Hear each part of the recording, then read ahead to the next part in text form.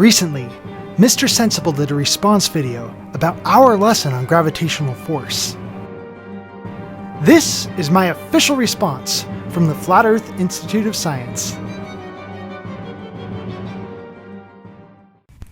Not too long ago, I had a conversation with an anti-flat earther by the name of MC Toon. Nice guy. He's not anti-flat earther. If you could come up with the evidence, I'm sure he would be pro. We just need the evidence. Not too long after that, I went and took the same questions to another anti-flat earther.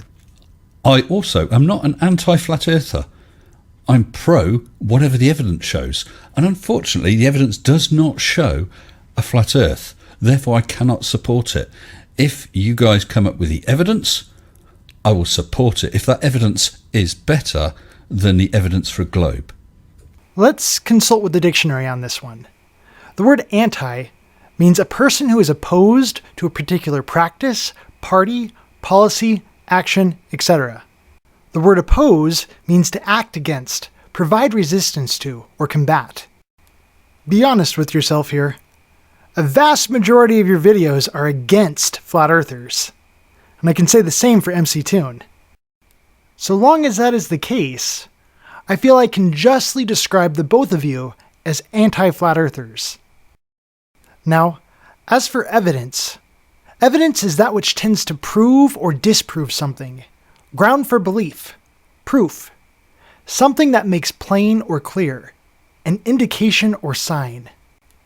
Please keep in mind, I've got a whole course here of 119 videos and counting full of indications or signs that the Earth is flat. What this really comes down to is the fact that you think your evidence for a globe is stronger than my evidence for a flat Earth. And that is why we have our continual debates. Alright, let's continue on here. Cool. He said anything over a certain mass or size has enough mass to collapse into a spherical shape. Larger masses are more spherical. The critical size is between 200 and 300 kilometers, depending on the composition. Well, just imagine you've got a quantity of a substance attracted to itself or drawn to itself. The smallest shape it can be in is a sphere. Yes. The claim is the bigger the object, the more pull it would have. And if there is one center point doing the pulling, that shape would eventually turn into a sphere.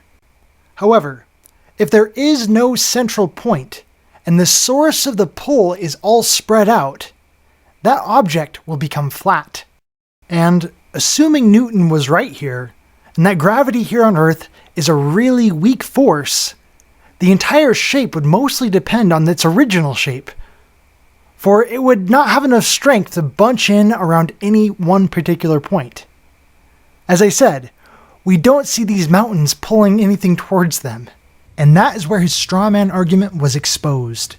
He was inventing his own model and saying, see, it doesn't work. I don't think he was inventing his own model. I'm not sure that MC Toon, clever guy though he is, I'm not sure he came up with gravitational theory and so on. Whoa. I never said he was inventing his own model of gravity. I was saying he was inventing his own flat Earth model and attacking that. It was a straw man because he was attacking his model of the flat Earth. Not my model. That's what made you sensible here. You said it depends on the model. No.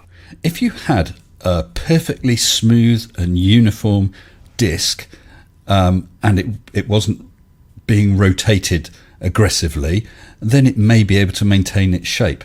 All right, you agree with me. I love celebrating that common ground when I find it. But it's natural materials. You're going to get weaknesses. You're going to get thicker areas like the sort of mountainous areas and deep chasms and so on, all introducing stresses and strains, and it would collapse into a sphere. According to his model, there was no way his flat Earth could have a balanced center of gravity. It's not my flat Earth. Don't you go blaming me for it, Kyle. But that's right. You're going to get differences. So you'll get different stresses and strains. If you've got an area with lots of mountains, they're going to pull towards the rest of the mass harder than areas that are thinner and so on. And when I say pull, don't take that literally. Aw, you had it. And then you started inventing your own flat Earth model there, where you turned, in Newtonian terms, a weak force into a strong force. Come on, man. Right, now Kyle, I don't know if it will be a surprise to you, but the idea of universal acceleration is nothing new. It's an idea that has been around for a long time in the Flat Earth Society, and it doesn't work. I'll let you carry on for a few seconds and then I'll tell you why. This is why we refer to the acceleration we feel in a car as g-force. And I see no reason why acceleration would not be able to exist on the flat Earth. Right. Yes, g-force. 9.8 meters per second is one g. If from a standing start, in 1 second you reach the speed of 9.8 meters per second, during that first second you have experienced 1g acceleration. But that's the important word, acceleration. Because a second later, you mustn't still be going at 9.8 meters each second. You must have accelerated by another 9.8 meters per second, bringing your velocity to 19.6 meters per second. Then after 3 seconds, you're at 29.4 meters per second. 4 seconds, you're at 39.2 meters per second. It's an acceleration. You must keep going faster. The real problem with that is, apart from the fact that something needs to provide that acceleration, to provide that force, within 1 year, you'll have approached the speed of light. Doesn't work, Kyle. Sorry, you totally missed what I was saying there. I was saying a flat Earth would not prevent my car from accelerating. The claim very specifically was gravity is acceleration. Not a specific acceleration of a particular thing. It is acceleration itself. Now, as for the whole light speed thing, you appear to think that an object that gets launched from a moving object wouldn't go any faster than an object that gets launched from a stationary object. But that is a whole other topic there. I actually greatly favor the whole stationary Earth thing, minus earthquakes and continental drift and all that. I'm just saying acceleration is a thing. And if you want to call the acceleration I feel in my car gravity, so be it. The flat Earth doesn't have any problems with moving cars. As for the Earth accelerating, that's an Einstein thing. Einstein is not saying that the Earth is accelerating. But according to Einstein, there's no such thing as a gravitational force. Instead, it's more appropriate to think of the apple as stationary, and the ground, along with everything on the ground, as accelerating upward into the apple. Yeah, what you're saying is not what this doctor appears to be saying here. Einstein is saying that the gravitational effect that you experience is an acceleration. No, he didn't say it was an acceleration. He said it was acceleration. There's a difference. An acceleration towards the centre of the Earth. You need to think of it as a net, and I'll show you what I mean. Imagine the fabric of space and time just as a flat net of squares. Objects in space actually bend the fabric of space and time. The larger the object, the greater it warps it. If you're a ball rolling across that net, you travel in a straight line. If you got close to the Earth, your path would be bent by that warping of space-time. It will look as though the Earth has pulled you off of your path. Your path would then be deflected slightly. If you passed even closer to the Earth, your path would be deflected even more. Basically, you're trying to roll down towards it. That's the effect of gravity. Of course, space is a three-dimensional environment, so imagine it as a stack of those nets, making little cubes, and the warping is stretching those cubes nearer to the Earth more and more. The closer you get to the Earth, you'll find that the net has been warped more and more, so you will continue accelerating towards the Earth. Here you can see lots of objects, each of which are warping space and time to a greater or lesser extent. The larger the object, the greater the warping. Now, if you try and roll a ball from the top of the screen to the bottom, you can only imagine how the path of that object will be diverted left or diverted right. And if it's too close to one of those dips, it will roll all the way into them. The object isn't pulling the ball in, but the object's warping of space-time is causing the ball to roll towards it. That's the gravitational effect. Now we have a contradiction here, because the Earth in your net there is not accelerating. Instead, it is causing other objects to accelerate toward it. Kudos to you for disagreeing with the doctor.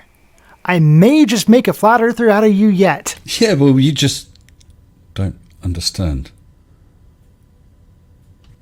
This is where gravity is described as a fictitious force. Right, let's hope you understand the word fictitious. Go for it. And yes, fictitious here directly means non-existent, pretend, or imaginary.